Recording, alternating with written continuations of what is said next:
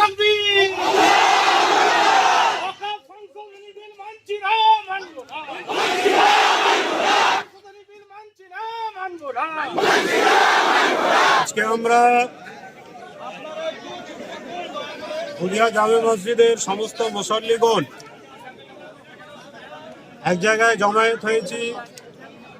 বর্তমান কেন্দ্রীয় সরকার জোরপূর্বকভাবে আমাদের মুসলিম কমিউনিটির উপরে যে আইন চাপিয়ে দিয়েছে, অসাংবিধানিক আইন, এই আইনের বিরুদ্ধে আমরা একত্রিত হয়েছি এবং আজকের এই সভার মাধ্যমে আমরা সরকারকে বলতে চাই, আপনার এই আইন অসাংবিধানিক।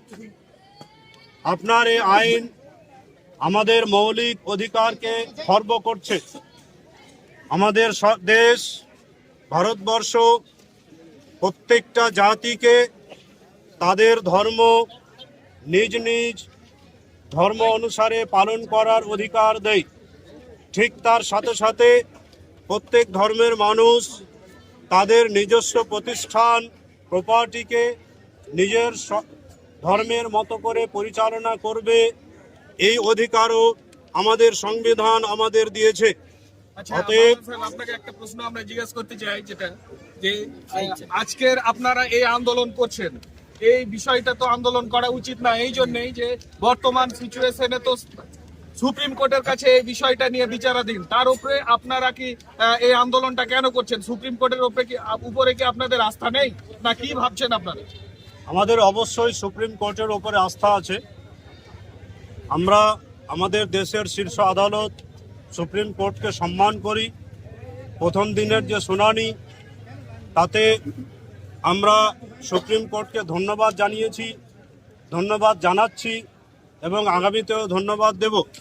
সুপ্রিম কোর্ট প্রথম শুনানির দিন তিনি স্থগিত করেছেন সুপ্রিম কোর্ট যে সরকার এখন এই আইনকে বাস্তবায়ন করতে পারবে না, এবং বোর্ডের যে 22 জনের কমিটি গঠন হবে তাতে 12 জন অমুসলিম, এ কথার উপরেও সুপ্রিম কোর্ট সরকারকে প্রশ্ন করেছে। আমরা দেশের শীর্ষ আদালতকে সম্মান করি, এরপরেও আমরা আন্দোলন করছি। আমরা সুপ্রিম কোর্টের পক্ষে আছি, বিপক্ষে নয়। কারণ আমাদের দেশে যে কেন্দ্রীয় সরকার বসে আছে, বিগত দিনে আমরা দেখেছি বর্তমান সময়ে যারাই সঠিক কথা, হক কথা বলার চেষ্টা করছে, সরকার তাদেরকে যে কোনোভাবে অপদস্থ করার চেষ্টা করছে। কৃষি বিলের সময়ে আমাদের দেশের প্রধান সেনাপতি, তাকে যখন কৃষকদের গুলি করার আদেশ দেওয়া হয়, সেই সময় সেনাপতি তিনি অমান্য করেন। তিনি বলেন, যারা আমাদের অন্য জায়গায়, আমি তাদের উপর গুলি চালাতে পারবো না। এই ঘটনার পরে আর ওই সেনাপতিকে খুঁজে পাওয়া যায়নি। ঠিক সেই দিক থেকে আমরা সুপ্রিম কোর্টের পক্ষে আছি, আমরা আন্দোলন করছি। এমনটা নয় যে আমরা সুপ্রিম কোর্টের উপরে আমাদের বিশ্বাস নেই, এটা আমাদের সাংবিধানিক অধিকার। সাহেব, আপনাকে আরেকটা প্রশ্ন, যেটা হলো যে আপনারা তো বিগত দিনে আপনাদের প্রোগ্রাম কর্মসূচি আমরা দেখেছিলাম, যেটা যে আপনারা আজকের দিনে সাতগড়িয়া ফুটবল ময়দানে একটা বিক্ষোভ সমাবেশের আয়োজন করেছিলেন। তো কি কারণে আপনারা সেই বিক্ষোভ সমাবেশ আজকের দিনে বাতিল করলেন, আবার করতে চাইছেন, সেই জিনিসটা যদি একটু? আমরা সাতগড়িয়া ফুটবল ময়দানে একটি প্রতিবাদী সভার আয়োজন করেছিলাম আজকের তারিখেই, এই সময়ে বেলা 1টার সময়। আমাদের ইংলিশ বাজার প্রশাসন প্রথমে আমাদের অনুমতি দিলেও পরবর্তীতে আবার আমাদের থানায় ডেকে পাঠায় এবং বিভিন্ন ইস্যু দাঁড় করে, হতে পারে সেই ইস্যুগুলি বাস্তবে আছে। তারা বলে যে আজকের যে সভা আছে, শুক্রবারের সভা, সেটাকে বাতিল করতে হবে। আমরা প্রশাসনের সেই কথাকে মেনে নিয়ে আমরা সেই সভা বাতিল করেছি। এবং আপনাদের সঙ্গে চক্রান্ত করার চেষ্টা করছে বা আপনাদের এই আন্দোলনকে মুখ করার চেষ্টা করছে, এরকম কিছু একটা ভাবছেন? না, আমরা এখনো প্রশাসনের পক্ষে আছি এবং প্রশাসনের ওপরে, আমাদের যে রাজ্যের প্রশাসন, তাদের ওপরে আমাদের আস্থা আছে। আমরা আগামী দিনে আবার প্রশাসনকে পাশে নিয়ে এবং প্রশাসনের অনুমতি নিয়ে সভা করব আগামী দিনে ইনশাআল্লাহ। প্রশাসন যেহেতু আমাদের বলেছেন যে শুক্রবার এবং রাজ্যপাল আসছে, সেহেতু আমরা সেটাকে আজকের মতো সেটাকে বাতিল করেছি।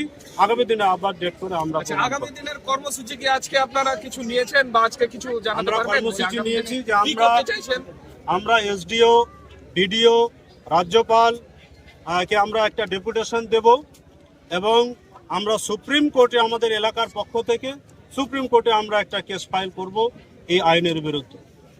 আচ্ছা, অসংখ্য ধন্যবাদ আপনাকে। আপনার নাম বলুন। আমার নাম মৌলানা ফাইজউদ্দিন, খতিব, বুধিয়া জামে মসজিদ। অকাল বিল প্রত্যাহার করতে হবে, অকাল বিল প্রত্যাহার করতে হবে, আমাদের দাবি মানতে হবে, সাংবিধানিক আইন মানছি না মানবো, সাংবিধানিক আইন মানছি না মানবো, আমাদের অমরণ সংগ্রাম, সাংবিধানিক আইন মানছি না মানবো, সাংবিধানিক আইন মানছি না মানবো,